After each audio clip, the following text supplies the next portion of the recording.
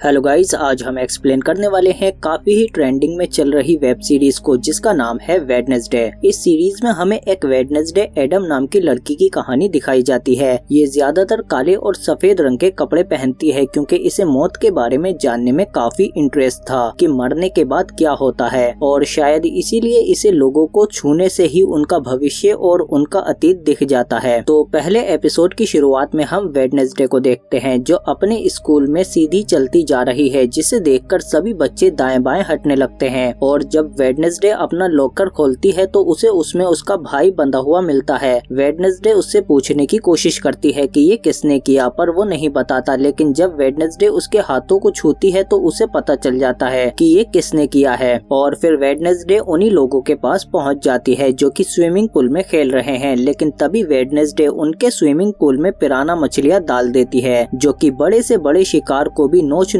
कर खाने लगती हैं। और इस तरह से वेडनेसडे ने अपने भाई का बदला ले लिया, पर इस वजह से वेडनेसडे को स्कूल से भी निकाल दिया गया। और फिर हम वेडनेसडे के माता पिता को देखते हैं जो कि वेडनेसडे को एक खास स्कूल में लेकर जा रहे हैं जिसका नाम है नेवरमोर एकेडमी, क्योंकि यहाँ पर जो बच्चे पढ़ते हैं उनके पास कुछ सुपर पावर होती है। और अब हमें पता चलता है कि वेडनेसडे के साथ साथ उसके माता पिता के पास भी कुछ सुपर पावर्स हैं, क्योंकि ये दोनों भी उसी स्कूल के पढ़े हुए हैं। इसी दौरान हम रास्ते में एक लड़के को देखते हैं जो कि कुछ देर के लिए जंगल में रुक जाता है, लेकिन तभी इस पर कोई राक्षस हमला कर देता है और इसे मार देता है। और फिर जब पुलिस यहाँ आती है तो उन्हें सिर्फ उसके टुकड़े ही मिलते हैं। और हमें पता चलता है कि ये पहला केस नहीं है, बल्कि इससे पहले भी कई मौतें इसी तरह से हो चुकी हैं। और इधर वेडनेसडे भी नेवरमोर एकेडमी पहुँच चुकी है और यहाँ आकर ये लोग स्कूल की प्रिंसिपल से मिलते हैं जो कि वेडनेसडे की मॉम की दोस्त है। इसीलिए वेडनेसडे यहाँ पर आसानी से एडमिशन ले पाती है। और फिर प्रिंसिपल इसे इसके रूममेट एनिड से मिलाती हैं जो कि एक वेयरवुल्फ है। और फिर एनिड वेडनेसडे को स्कूल में सबसे मिलाती है जहाँ पर सभी के पास अलग अलग सुपर पावर्स हैं, जैसे कि कुछ लोग पानी में रह सकते हैं क्योंकि वो जलपरी यानी कि मरमेड हैं, कुछ तस्वीरों से जानवरों को जिंदा कर सकते हैं। इसके अलावा यहाँ पर कुछ वेम्पायर और कुछ वेयरवुल्फ भी हैं। इसके बाद हम देखते हैं कि जब वेडनेसडे के माता पिता यहाँ से जा रहे होते हैं तो वेडनेसडे उनसे कहती है कि ये स्कूल भी मुझे ज्यादा दिन तक नहीं रोक पाएगा, मैं जल्दी ही यहाँ से भाग जाऊंगी। इसीलिए वेडनेसडे के डैड उसकी जासूसी करने के लिए एक खास जादुई हाथ को उसके पीछे छोड़ देते हैं। इसके बाद हम देखते हैं कि वेडनेसडे लड़ाई की प्रैक्टिस के लिए आती है जहाँ पर इसका मुकाबला बियांका से होता है। और फिर इसी लड़ाई के दौरान वेडनेसडे जख्मी हो जाती है और ये मैच बियांका जीत जाती है, जिस पर वेडनेसडे को बहुत गुस्सा आता है और वो अपनी ही धुंध में जाने लगती है। पर तभी एक पत्थर का ईगल इसके ऊपर गिरने लगता है, पर तभी जेवियर आकर उसे बचा लेता है। और फिर उठने के बाद वेडनेसडे जेवियर को शुक्रिया कहती है और फिर अपने रूम में जाकर काम करने लगती है। लेकिन तभी वो देखती है कि कोई उस पर नजर रख रहा है और जब वेडनेसडे बेडशीट उठाकर देखती है तो उसे उसमें वही हाथ मिलता है जिसका नाम थिंग है। वेडनेसडे उसे पकड़ लेती है और उससे कहती है कि मैं जानती हूँ कि तुम्हें मेरे मॉम डैड ने मेरे पीछे लगाया है, इसीलिए तुम्हारे पास अब सिर्फ दो रास्ते हैं। पहला, मैं तुम्हारी सारी उंगलियां तोड़कर तुम्हें दराज में बंद कर दूं, और दूसरा, तुम मेरे वफादार बन जाओ और मेरा साथ दो। जिस पर थिंग मान जाता है और वेडनेसडे के साथ वफादारी की कसम खा लेता है। और फिर अगले दिन हम देखते हैं कि स्कूल की प्रिंसिपल वेडनेसडे को एक दिमागी डॉक्टर यानी साइकाइट्रिस्ट के पास ले जाती है, लेकिन वेडनेसडे किसी तरह से वहाँ से भाग निकलती है। और इसी दौरान वो एक आदमी से टकराती है और तभी वेडनेसडे को दिखाई देता है कि थोड़ी देर बाद उस आदमी की एक्सीडेंट में मौत होने वाली है, जिससे वेडनेसडे डर जाती है और एक कॉफी शॉप में चली जाती है जहां पर इसे टाइलर मिलता है। और फिर वेडनेसडे उसे कुछ पैसे देती है और उससे कहती है कि तुम मेरी यहाँ से भागने में मदद करोगे। लेकिन तभी होटल में कुछ लड़के वेडनेसडे को परेशान करने लगते हैं, लेकिन वेडनेसडे बड़ी ही आसानी से उन सबका दिमाग ठिकाने लगा देती है। पर तभी कैफे में टाइलर के डैड भी आ जाते हैं जो कि एक पुलिस ऑफिसर हैं, और वो ये सब देखकर कहते हैं कि ये तुमने किया है। और वो वेडनेसडे को पहचान लेते हैं कि तुम एडम फैमिली से हो और तुम्हारे पिता एक खूनी हैं जिन्हें जेल में होना चाहिए। आखिर तुम में भी तुम्हारी फैमिली का असर तो आना ही था। पर तभी यहाँ पर इसकी प्रिंसिपल भी आ जाती हैं और वेडनेसडे को यहाँ से ले जाती हैं। और फिर रास्ते में ये देखती हैं कि एक कार का एक्सीडेंट हो गया है और उसमें वही आदमी है जो थोड़ी देर पहले वेडनेसडे से टकराया था। और फिर स्कूल पहुँचने के बाद वेडनेसडे थिंग को टाइलर के घर भेज देती है, जो टाइलर के घर आकर टाइलर से वेडनेसडे को कॉल करने को कहता है। और फिर जब टाइलर वेडनेसडे को कॉल करता है तो वेडनेसडे उसे बताती है कि कल हमारे स्कूल के पास एक मेला लगने वाला है, मैं वहीं से भाग निकलूंगी, अगर तुम मेरी मदद करोगे तो मैं तुम्हें अच्छा इनाम दूंगी। पर टाइलर कहता है कि मैं तुम्हारी मदद जरूर करूंगा लेकिन मुझे इनाम नहीं चाहिए। इसके बाद हम देखते हैं कि वेडनेसडे मेले में पहुंच जाती है और थोड़ी देर बाद यहाँ इसे टाइलर भी मिल जाता है। पर जैसे ही ये लोग यहाँ से भाग रहे होते हैं तो तभी वेडनेसडे रोवन से टकरा जाती है और तभी उसे दिखाई देता है कि थोड़ी देर बाद रोवन को कोई मार देगा। रोवन घबराते हुए जंगल की तरफ भाग जाता है और फिर वेडनेसडे भी उसके पीछे पीछे जंगल की तरफ जाने लगती है। पर इससे पहले ये रोवन को कुछ बता पाती तभी रोवन उसे अपनी शक्तियों का इस्तेमाल करके पकड़ लेता है और वेडनेसडे को मारने लगता है और उससे कहता है कि मैं तुम्हें मारकर पूरे स्कूल को बचा रहा हूँ। और फिर उसे वो एक फोटो दिखाता है और कहता है कि ये तुम्हारी ही फोटो है जो मेरी माँ ने 25 साल पहले बनाई थी जब वो इसी स्कूल में पढ़ती थी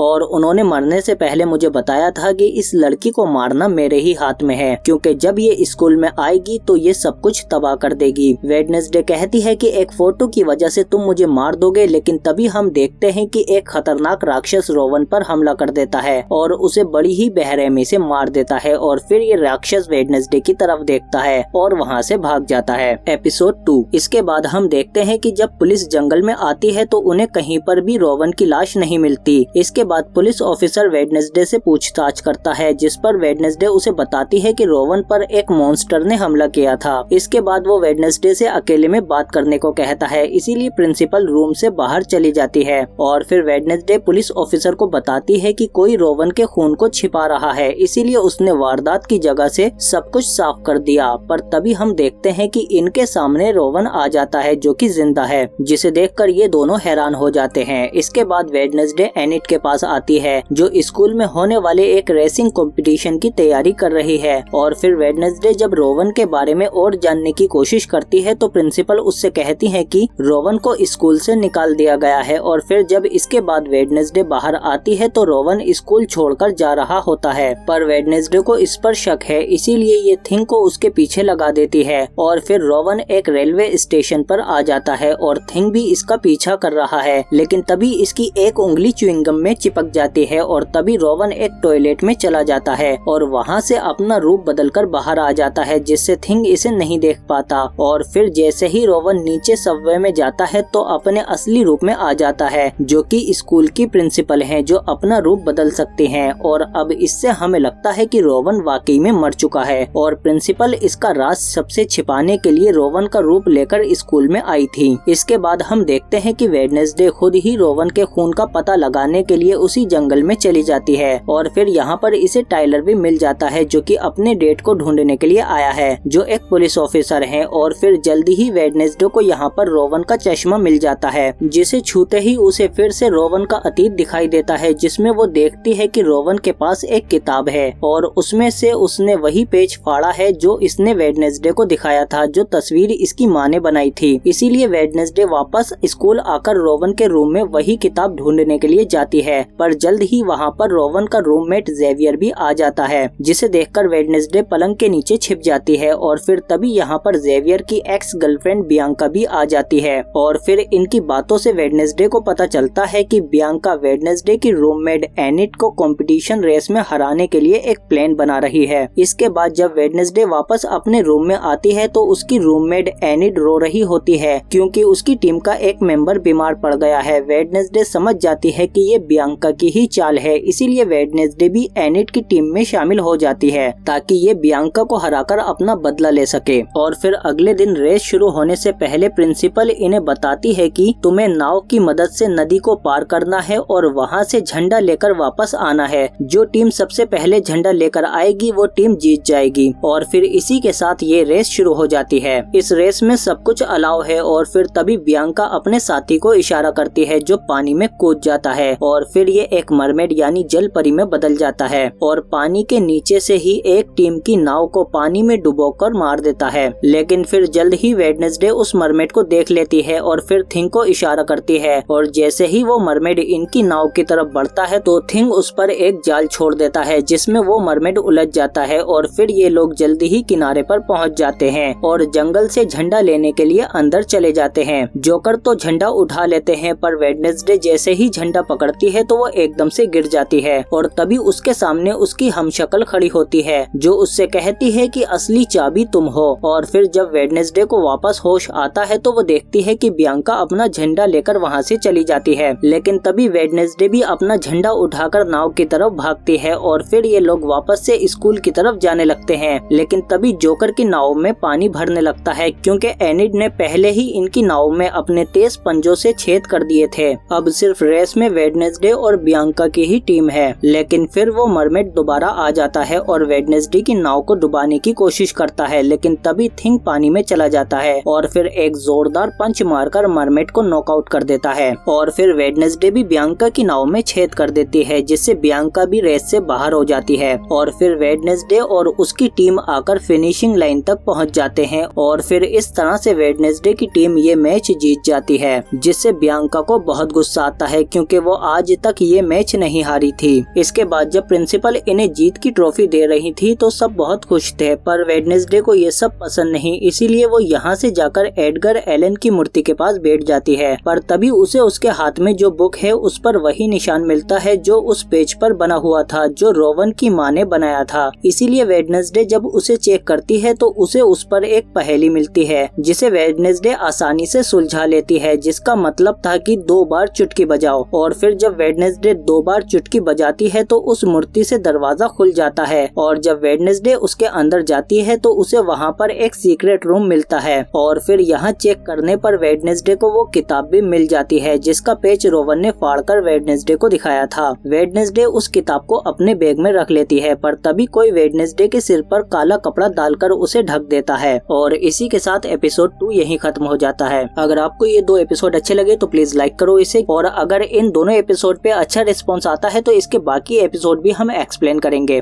और कमेंट करके अपना रिस्पॉन्स बताएं हमें। अगर आपको और एपिसोड चाहिए तो प्लीज ज्यादा से ज्यादा कमेंट करो और इसी के साथ सब्सक्राइब भी करो हमारे चैनल को, बेल आइकन दबाकर नोटिफिकेशन ऑल पर भी क्लिक करो ताकि और भी अच्छी वीडियो मिलते रहे आपको। हम मिलते हैं आपसे अगली वीडियो में।